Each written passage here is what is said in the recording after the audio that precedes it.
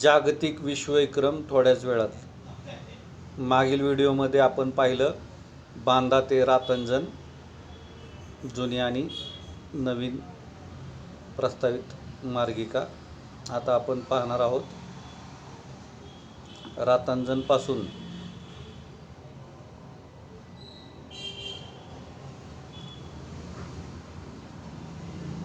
पुढे धाराशिव तालुका जिल्हा लातूर संपूर्ण पुढं बीड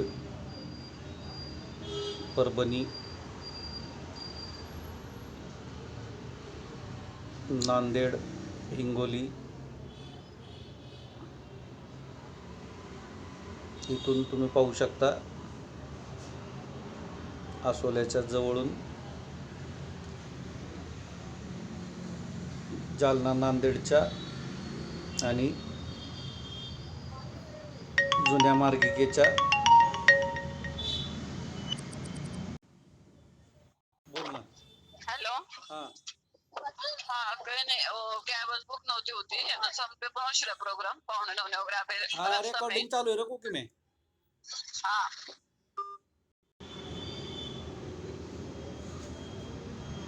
जालना नांदेड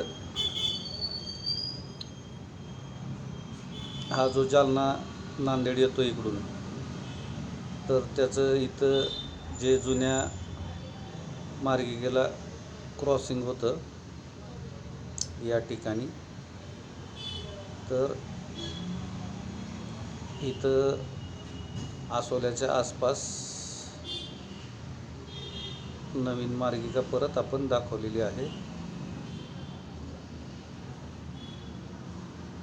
हिंगोली जिल्ह्यातले तालुके परत इथं पेवा परिसरापर्यंत नांदेड जिल्हा आणि मग ही पहिलीच जुनी अलाइनमेंट पैनगंगा नदी पेवापासून पवनारपर्यंत. एकंदरीतच डिग्रज ते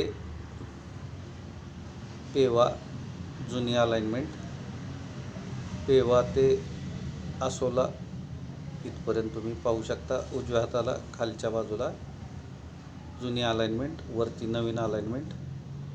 तिथून परत सोनपेठ आणि परळीत परभणी जिल्हा आणि बीड जिल्ह्यात जो काही बदल आहे तो, Latur as it is, Dharashiv as it is, रातंजणपर्यंत. रातंजणपासून तुम्ही पाहू शकता इकडं सातारा जिल्ह्यातून